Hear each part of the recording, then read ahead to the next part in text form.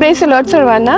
आज आपण पवित्र शास्त्रामधून मत्तई ह्याचा 7वा अध्याय आणि 6वं वचन वाचणार आहोत. आणि त्याच्यामध्ये असं लिहिलं आहे, जे पवित्र ते कुत्र्यांना घालू नका आणि आपले मोती डुकरांपुढे टाकू नका.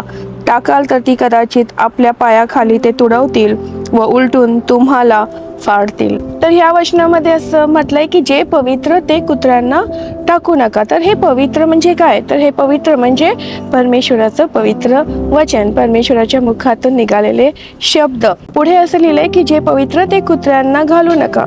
तर कुत्रा हा शब्द ह्या वचनामध्ये एक विशेषण आहे.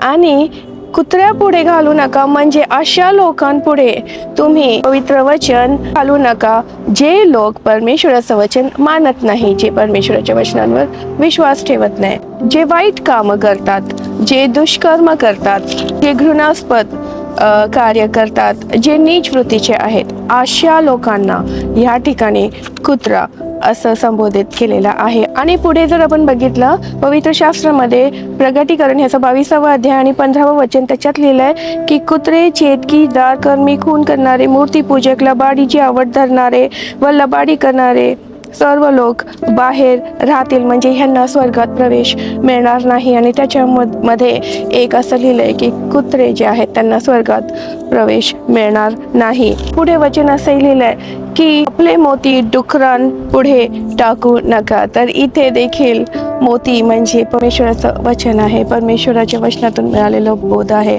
आणि ते डुकरांपुढे टाकू नका. तर इथे देखील डुक्कर प्राणी म्हणून नाही तर एक विशेषण आहे. डुकरांपुढे टाकू नका म्हणजे अशा लोकांपुढे तुम्ही मोती टाकू नका जे पवित्र वचन ऐकत नाहीत, जे पवित्र वचन मानत नाहीत, जे पवित्र वचनांवर विश्वास करत नाही, अशांपुढे तुम्ही मोती टाकू नका असं परमेश्वराचं वचन सांगतं.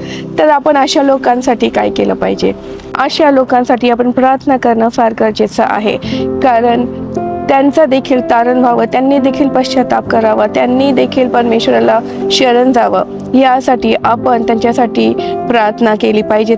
आणि त्यांचे आत्मिक डोळे उघडण्यासाठी आणि त्यांना सैतानाच्या बंधनातून मुक्त होण्यासाठी आपण अशा लोकांसाठी प्रार्थना केली पाहिजे. तर ह्या वचनाद्वारे परमेश्वर तुम्हाला, मला आणि आपल्या प्रियजनांना आशीर्वादित करो आणि आपल्याला त्यांच्यासाठी प्रार्थना करण्यासाठी देखील परमेश्वर त्याच्या पवित्र आत्म्याद्वारे सहाय्य करो. आमेन. Praise the Lord.